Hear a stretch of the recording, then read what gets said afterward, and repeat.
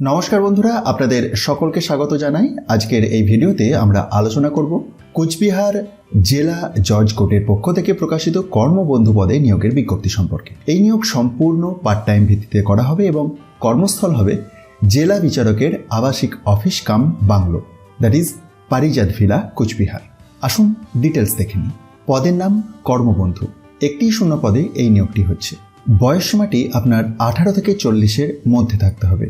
অবশ্যই ভারতের নাগরিক হতে হবে এবং কোচবিহার জেলারও বাসিন্দা হতে হবে, অর্থাৎ ডিস্ট্রিক্ট রেস্ট্রিকশন কিন্তু রয়েছে।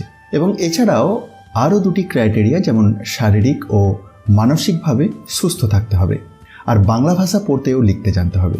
বিজ্ঞপ্তিতে কোনো নির্দিষ্ট উচ্চ শিক্ষাগত যোগ্যতা চাওয়া হয়নি। আপনার যদি ইন্টারেস্ট থাকে তাহলে অফলাইনেতে আবেদন করতে হবে। হ্যাঁ, আর নির্ধারিত আবেদনপত্রের ফর্ম পূরণ করে জমা দিতে হবে। আর আবেদনপত্রের বয়ানটি এই অফিসিয়াল বিজ্ঞপ্তিরই একটু নিচের দিকে স্ক্রল ডাউন করলেই আপনি পেয়ে যাবেন। আবেদনপত্র জমা করার ঠিকানাটি দেখুন, এখানেতে উল্লেখ করা আছে। 4 জুন 2026 আবেদনের পদ্ধতি শুরু হয়েছে এবং চলবে 20 জুন 2026 পর্যন্ত। অফিস চলাকালীন সময়ের মধ্যেই আবেদন জমা দিতে হবে। এই নিয়োগে কোনো রকম লিখিত পরীক্ষা নেই। প্রার্থীদের নির্বাচন করা হবে ইন্টারভিউ এর মাধ্যমে। ইন্টারভিউয়ের তারিখ রয়েছে 24/6/2026। ফল প্রকাশিত হবে 29 জুন 2026।